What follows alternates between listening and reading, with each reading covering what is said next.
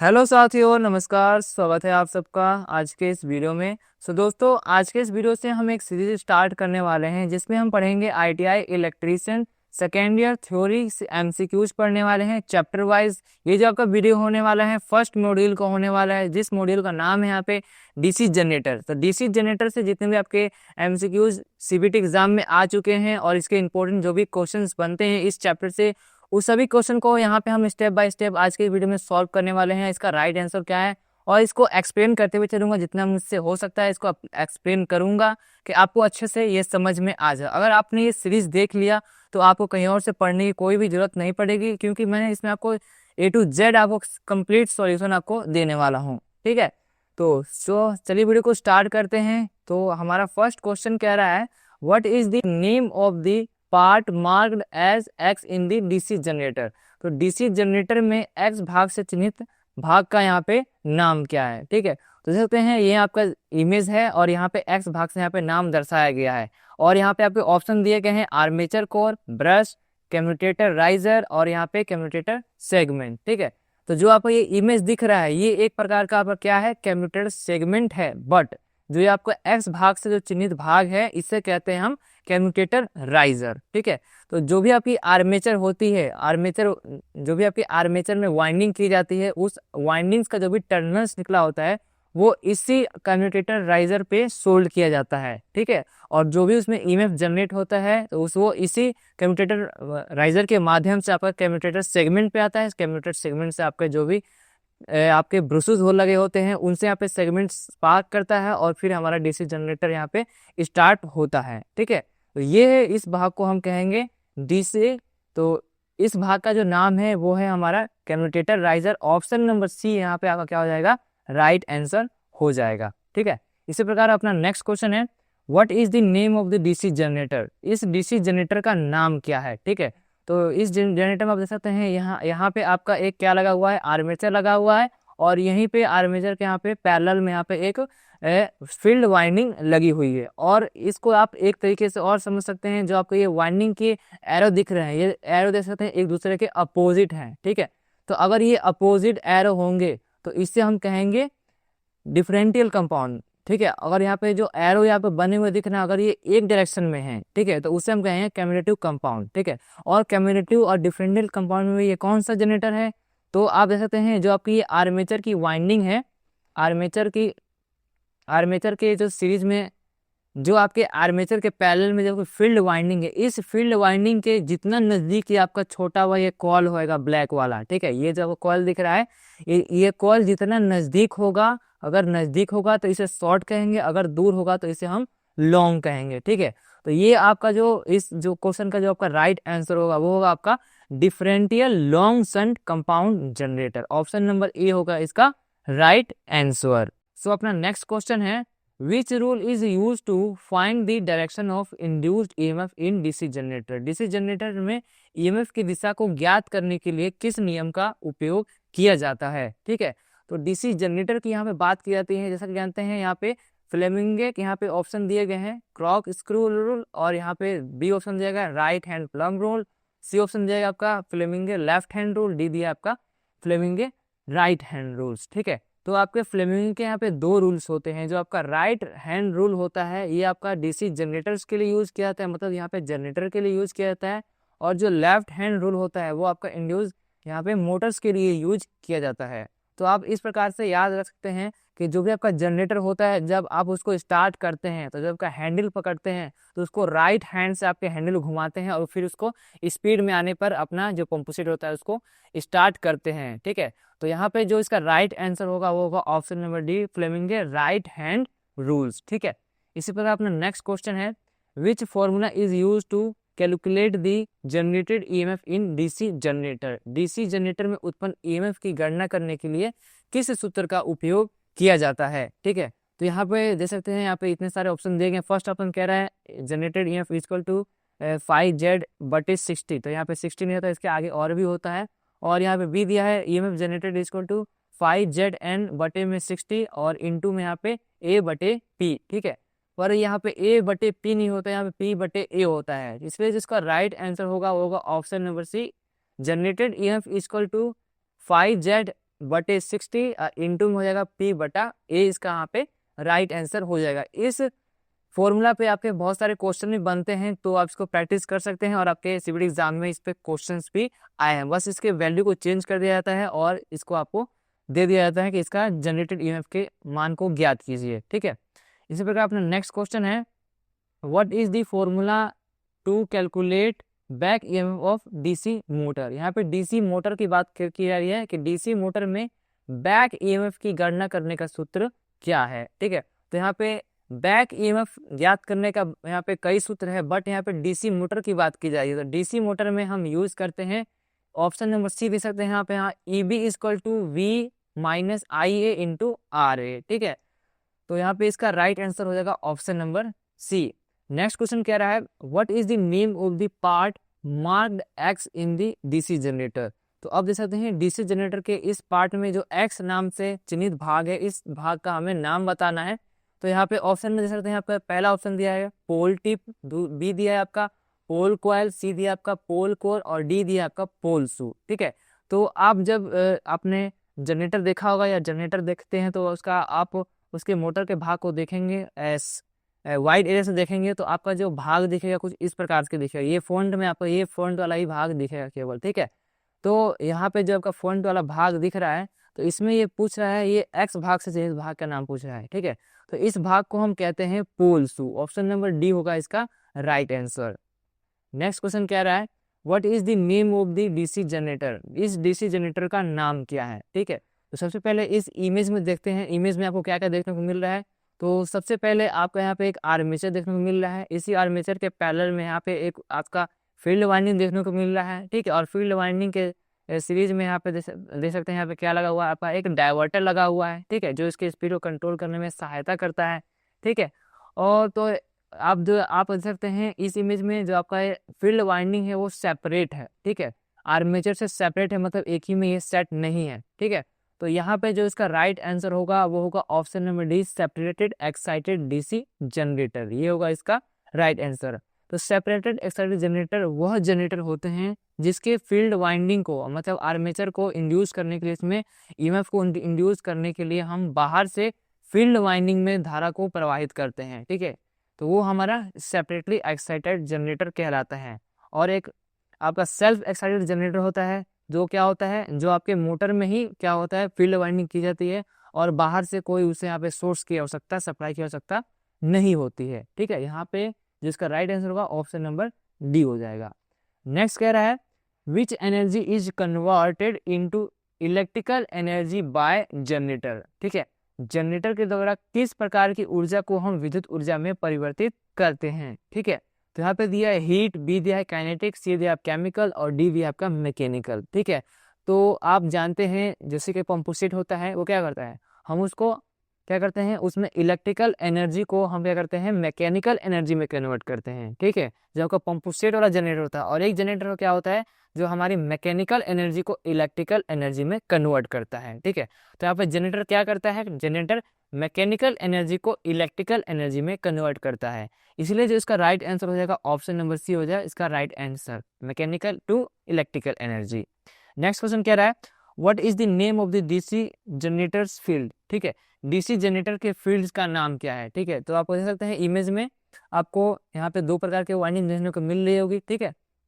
एक आप देख सकते हैं एक डार्क भाग से दर्शाया गया है, और जो भी इसका जो फील्ड है, इसके जो फील्ड की डायरेक्शन है वो एक दिशा में है, दोनों की जो दोनों फील्ड है आपकी, इन दोनों फील्ड की जो दिशा है एक ही डायरेक्शन में है, ठीक है।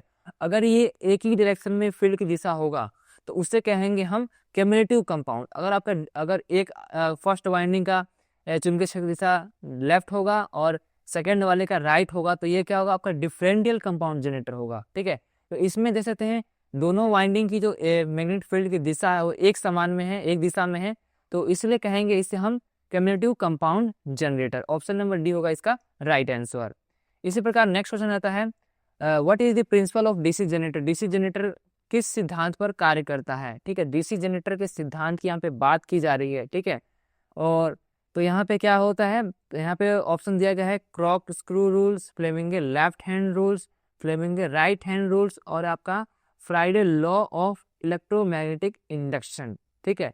तो यहाँ पे प्रिंसिपल की बात की जा रही है, किस प्रिंसिपल पे वर्क करता है। ठीक है, तो जो आपका डीसी जनरेटर होता है वो यहाँ पे आपका Faraday law of electromagnetic induction law पे आपका वर्क करता है। जो भी आपकी जनरेटर, जो भी आपके जनरेटर हो गए, मोटर हो गए, ये सब किस पे वर्क करते हैं, फ्लेमिंगे लॉ ऑफ इलेक्ट्रोमैग्नेटिक इंडक्शन, क्योंकि इसमें हमारे दो प्रकार की कॉइल होती हैं और एक कॉइल में हम क्या करते हैं, धारा प्रवाहित करते हैं और दूसरे कॉइल में क्या होता है, ईएमएफ इंड्यूस हो जाता है। ठीक है, तो आपका जो जनरेटर होता है वो भी इसी प्रकार सा वर्क करता है। उसके हम क्या करते हैं, स्टेटर में क्या करते हैं, हम धारा प्रवाहित करते हैं और उसके आर्मेचर में जाते हैं फ्लक्स जाती है। ठीक है, फ्लक्स जाती है तो उसको कट करती है, उससे फिर उसके आर्मेचर वाइंडिंग होती है, तो उस आर्मेचर वाइंडिंग में हमारी ईएमएफ इंड्यूस हो जाती है, जिसमें एक धारा प्रवाहित होने लगती है। ठीक है, तो यहाँ पे जो ऑप्शन नंबर डी होगा वो आपका राइट आंसर होगा। नेक्स्ट क्वेश्चन कह रहा है what is the formula for dynamically induced EMF. ठीक है, डायनेमिकली मतलब गतिशील रूप से प्रेरित ईएमएफ की ज्ञात करने का सूत्र क्या है। ठीक है, गतिशील सूत्र को किस प्रकार हम ज्ञात कर सकते हैं, तो यहाँ पे ऑप्शन जाएगा बी एल बी साइन और यहाँ पे दिया वी एल बी कॉस। ठीक है, तो बट जो यहाँ पे आपका राइट आंसर होगा डायनेमिक इंड्यूस ईएमएफ का जो सूत्र होगा वो होगा आपका option number C, B sine theta होता है वोल्ट। ठीक है, यहाँ पे इसका right answer option number C हो जाएगा।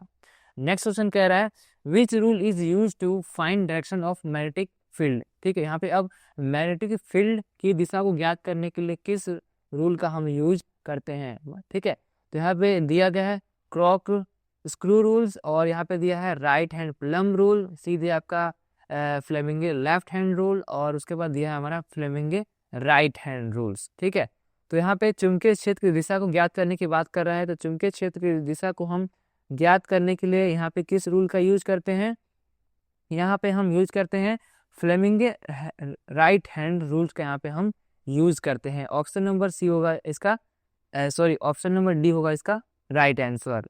सो अपना नेक्स्ट क्वेश्चन है what is the name of the part of DC generator. DC generator का भाग का नाम क्या है। ठीक है, तो आपके ऑप्शन दिए गए हैं स्टेटर, पोल कोर, पोल शू और डी दिया आपका योक एंड फ्रेम। ठीक है, तो आपको जो इमेज में दिख रहा है ये क्या है, एक प्रकार का मोटर का बाहरी भाग है। ठीक है, इसमें आपकी यहाँ पे आपकी वाइंडिंग की जाती है, फील्ड की वाइंडिंग की जाती है और इसमें भी आपका यहाँ पे क्या होता है, आपका यहाँ पे रोटर लगा होता है। ठीक है, तो ये सबका सबसे आपका बाहरी भाग है और यहाँ पे देख सकते हैं टर्मिनल बॉक्स दिया गया है और यहाँ पे इसका आई हो गया। ठीक है, जिसके द्वारा इसको हम टांग सकते हैं और यहाँ आपका ये स्टेटर यहाँ पे दिया है जिसको आप इसको कस सकते हैं, किसी भी स्थान पर रखकर वहाँ पे नट बोल्ट की सहायता से उस स्थान पे इसको स्थापित कर सकते हैं।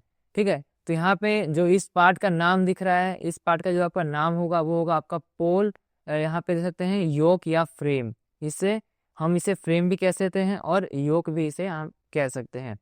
नेक्स्ट क्वेश्चन कह रहा है how many parallel paths in duplex lap winding of 4 pole DC generator. 4 pole DC generator की बात करिए और यहाँ पे कौन सी वाइंडिंग है, आपका duplex lap winding. Duplex lap winding की बात की जा रही है, वो भी डुप्लेक्स।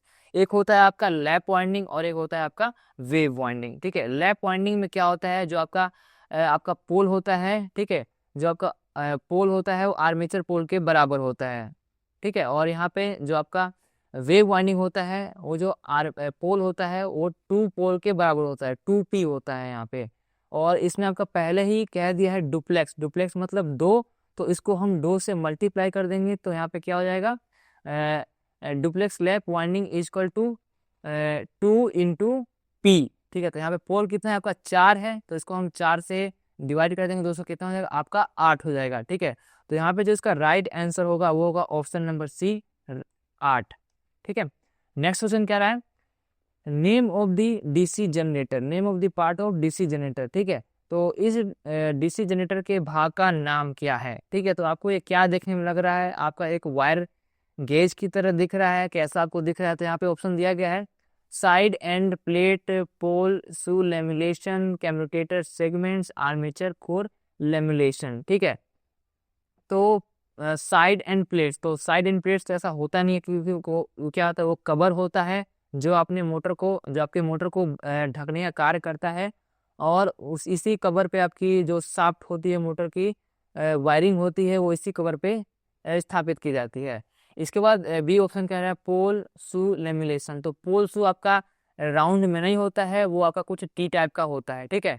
और उसके बाद सी ऑप्शन पे कम्यूटेटर सेगमेंट, तो कम्यूटेटर सेगमेंट्स भी ऐसा नहीं होता, कम्यूटेटर सेगमेंट्स आपका राउंड में होता है, पर ये आपका देख सकते हैं राउंड में है, बट ये आपका इसकी सेक्शंस एरिया आप सही से देखेंगे तो कुछ इस प्रकार का नहीं होगा आपका। नेक्स्ट कह रहा है आर्मेचर कोर लेमिनेशन, ठीक है। तो जो आपका आर्मेचर होता है राउंड में होता है, सिलेंड्रिकल टाइप का होता है आपका आर्मेचर, और वो क्या होते हैं आपस में लेमिनेटेड होते हैं, ताकि क्या सके एडी करंट और हिस्टैरिसीस लॉसेस को यहाँ पे कम किया जा सके, ठीक है। तो यहाँ पे जो इसका राइट आंसर होगा वो होगा option number D, armature core lamination, ठीक है। नेक्स्ट क्वेश्चन कह रहा है how interpole are connected in a DC generator, DC generator में जो इंटरपोल होते हैं वो किस प्रकार से कनेक्टेड होते हैं, ठीक है। तो इंटरपोल क्या होते हैं, दो पोल होते हैं, ठीक है, दो पोलों के बीच की दूरी को हम क्या कहते हैं, पोल पिच कहते हैं, और यहाँ पे इंटरपोल की बात की जा रही है, ठीक है। तो इंटरपोल यहाँ पे क्या वो सीरीज में जुड़ा रहता है या पैरेलल में जुड़ा रहता है, और यहाँ पे दिया गया आर्मेचर में, आर्मेचर के सीरीज में जुड़ा रहता है, ऑप्शन नंबर बी दिया आपका पैरेलल विद आर्मेचर, आर्मेचर के पैरेलल में जुड़ा रहता है। उसके बाद दिया है in series with shunt field, क्या सीरीज फील्ड का शंट में जुड़ा रहता है, और ऑप्शन 4 दिया गया आपका पैरेलल विद शंट फील्ड, ठीक है। बट जो आपका इंटरपोल होता है, ठीक है, जो आपका इंटरपोल होता है वो आपके आर्मेचर के सीरीज में जुड़ा रहता है, ठीक है। ऑप्शन नंबर ए होगा इसका right answer, in series with armature, ठीक है। तो अपना नेक्स्ट क्वेश्चन कह रहा है what is the necessity of radial magnetism in A self excited DC generator, self excited DC generator में अपशिष्ट चुंबकत्व की क्या आवश्यकता होती है, ठीक है। तो जो आपका रेडियल मैग्नेटिज्म होता है वो आपके डीसी जनरेटर, जो भी आपका जनरेटर होता है उसमें आपका रेडियल मैग्नेटिज्म एक चुंबकत्व होता है, तो क्या करता है उस परिपथ में, उस डीसी जनरेटर में, ठीक है, उस डीसी जनरेटर में एक वोल्टेज को उत्पन्न करने का यहाँ पे कार्य करता है। तो यहाँ पे ऑप्शन नंबर ए हो जाएगा आपका right answer, build up A voltage, build up the voltage, यहाँ पे ऑप्शन नंबर ए हो जाएगा आपका राइट आंसर। नेक्स्ट क्वेश्चन कह रहा है आपका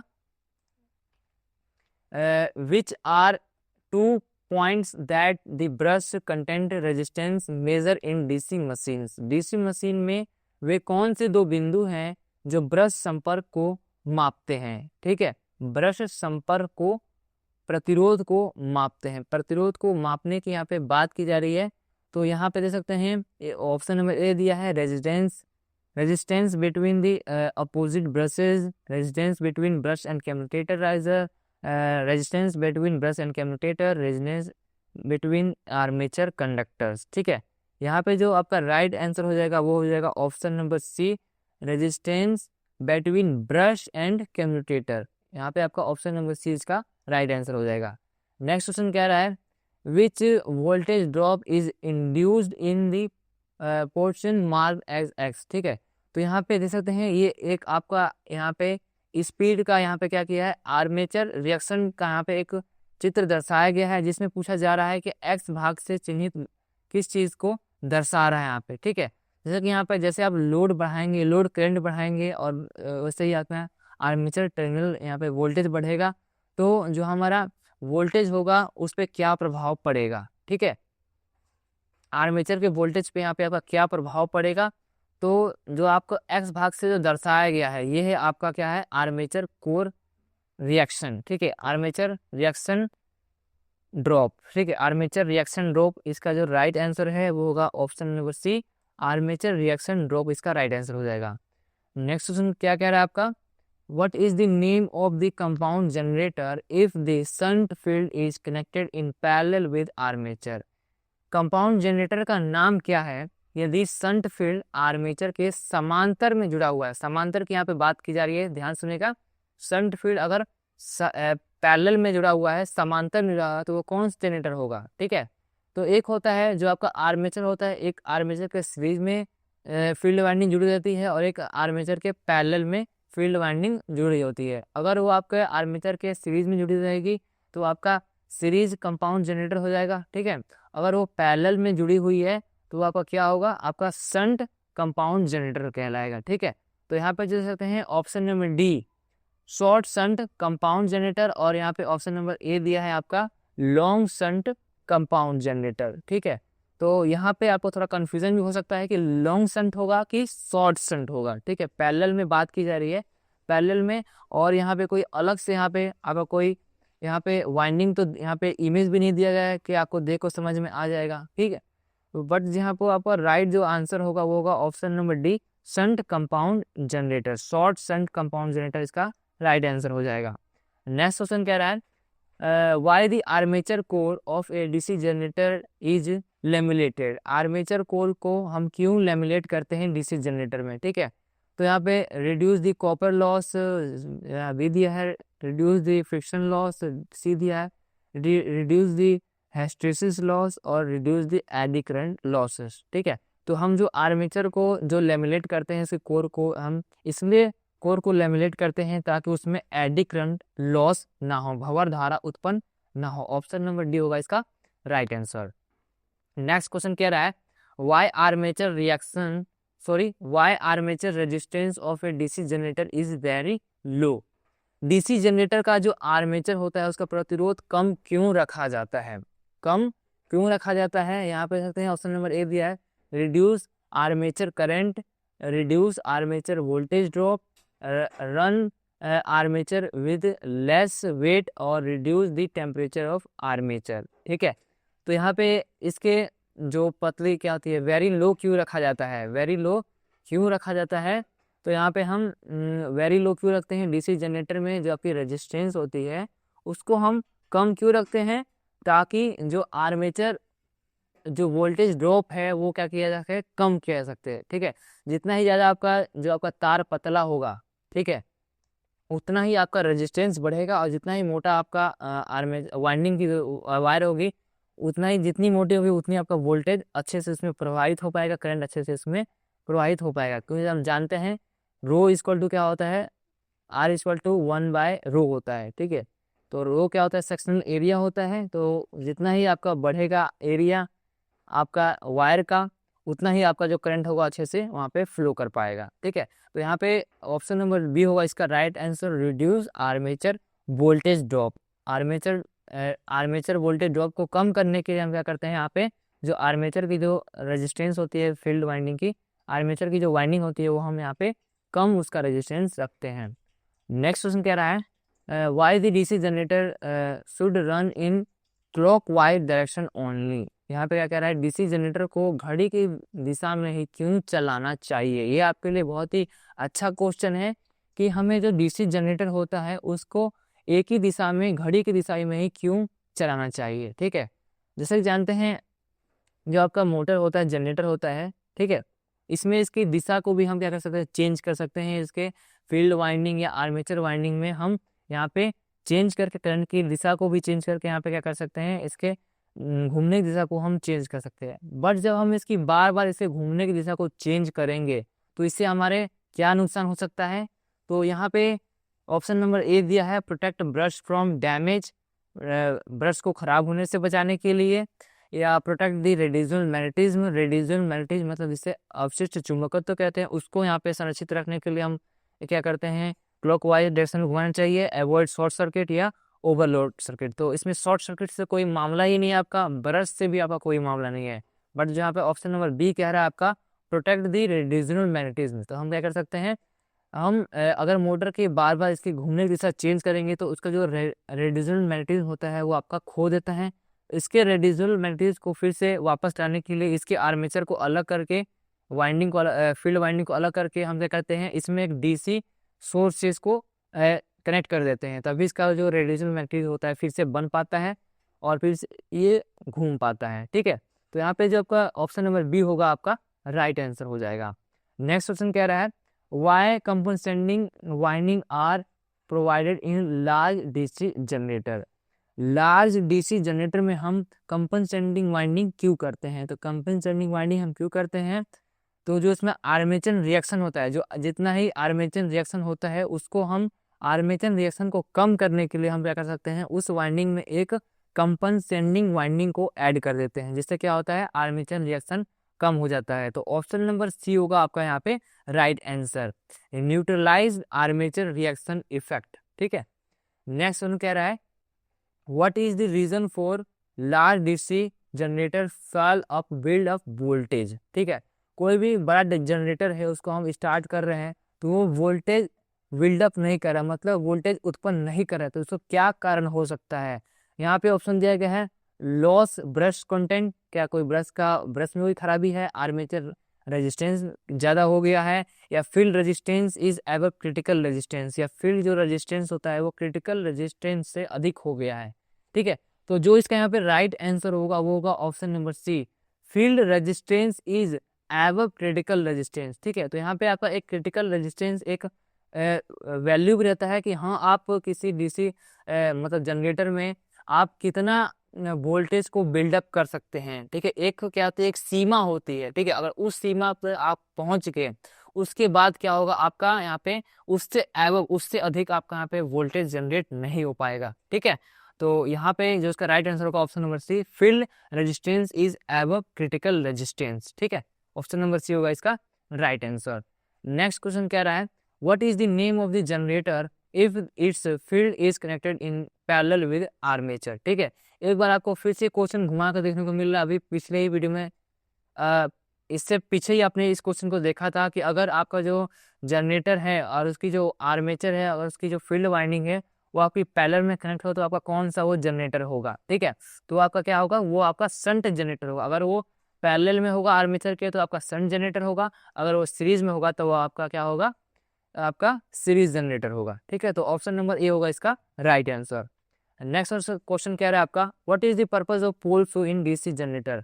डीसी जनरेटर में पोल शू का कार्य क्या होता है। तो अभी हमने क्वेश्चन में देखा था कि पोल शू आपका कैसा दिखता है और उसको किस भाग से यहाँ पे दर्शाया गया था। ठीक है, तो यहाँ पे उसका उद्देश्य पूछा है कि हम पोल शू का क्यों यूज करते हैं डीसी जनरेटर में। तो यहाँ पे ऑप्शन दिया गया है reduce the air gap, increase the field strength, minimize the magnetic losses, और यहाँ पे दिया है spread out flux uniformly in the air gap, air gap के समान रूप से फ्लक्स को फैलाने के लिए। ठीक है, तो जो आपका फ्लक्स होता है देख सकते हैं वो फैलता है। ठीक है, उस फ्लक्स को वो अधिक ना फैले।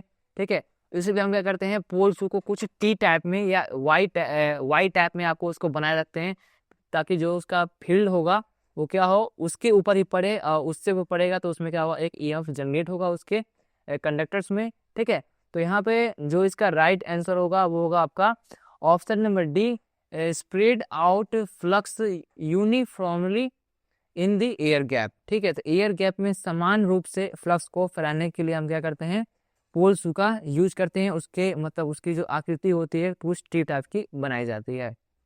इसी प्रकार अपना नेक्स्ट क्वेश्चन है आपका what is the function of split ring in DC generator. DC generator में स्प्लिट रिंग का उद्देश्य क्या होता है। ठीक है, तो जो आपको आपने कम्यूटेटर सेगमेंट देखा है उसी प्रकार का एक स्लिप रिंग लगाया जाता है आपके इंडक्शन मोटर्स में या जनरेटरों में। ठीक है, तो वो स्प्लिट रिंग क्या करता है, तो जो भी उसके आर्मेचर में जो आपका करंट इंड्यूस होता है, वोल्टेज बिल्डअप होता है, उसको हम आउटपुट के रूप में बाहर लेने के लिए हम क्या करते हैं, हम इसका यूज करते हैं स्प्लिट रिंग का। ठीक है, तो यहाँ पे जो ऑप्शन देखने को मिल रहा है आपका कलेक्ट द करंट यूनिडायरेक्शनली और maintained constant voltage, reduce the voltage drop at brushes, और डी दी आपका increase in terminal voltage then rated. ठीक है, तो यहाँ पे हम क्या कह सकते हैं, हम क्या करते हैं स्प्लिट रिंग का यूज करते हैं बाहरी दिशा से क्या करते हैं करंट को कलेक्ट करने के लिए हम क्या करते हैं यूज करते हैं। इसलिए इसका जो राइट आंसर होगा वो होगा option number A, collect the current unidirectionally. ठीक है, तो इस वीडियो में सिर्फ इतना ही। दे सकते हैं आपको वीडियो लंबा हो जाएगा, हम सोचते हैं कि 30 मिनट का कोई वीडियो बने। आई होप आपको इस सारे क्वेश्चन जो भी अभी तक मैंने आपके कराए आपको सब समझ में आ गया होगा। अब इसके अगले वीडियो में इसके अगले क्वेश्चन जो भी होंगे उसके अगले पार्ट में करेंगे। तो दोस्तों इस वीडियो में सिर्फ इतना ही। So guys thank you for watching this video, please like subscribe and share. Good luck.